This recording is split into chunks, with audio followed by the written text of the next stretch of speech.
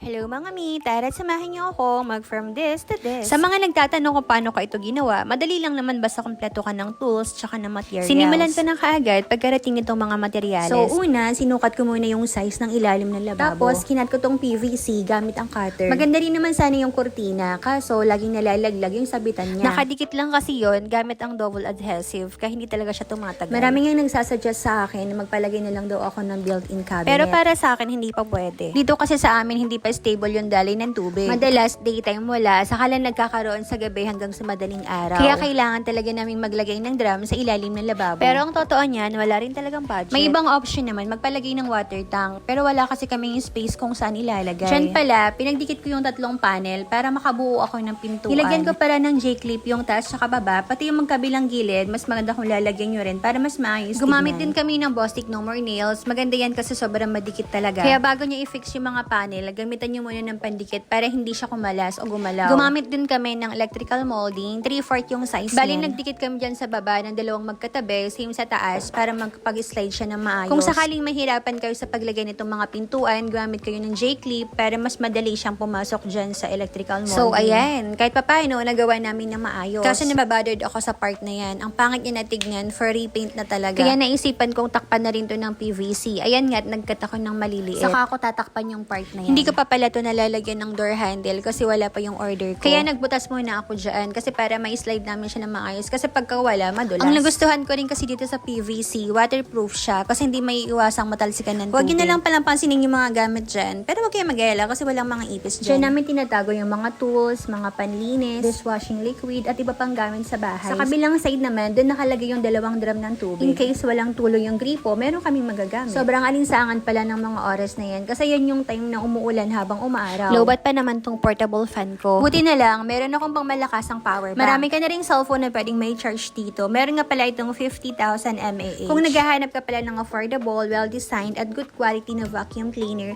itong Simplas ang may recommend ko sa'yo. Nabili ko lang ito ng 800 plus. Matagal na rin sa akin to, mag 2 years na rin yata. Hindi kasi sapat sa akin ng walis lang. Kailangan ko talaga nitong vacuum. Kasi kung walis lang ang gagamitin ko, pabalik-balik lang yung alikabok dito sa loob ng bahay. Pwede mo rin itong gamitin pang-agyo ng kisame. Bale, papalitan mo lang yung pinaka-nozzle niya. Binabalik ko na pala dyan isa-isa yung mga gamit. Tinatandaan ko kung ano yung mga nakatago dyan. Para just in case may kailangan ako, alam ko kung nakatago ba or naitapon ko na. Hindi kasi ako mahilig magtago ng mga gamit na alam kong matagal pa naman sigurong gagamitin. Kaya yung mga kinikip ko lang dyan, yung mga gamit na anytime, gagamitin na namin.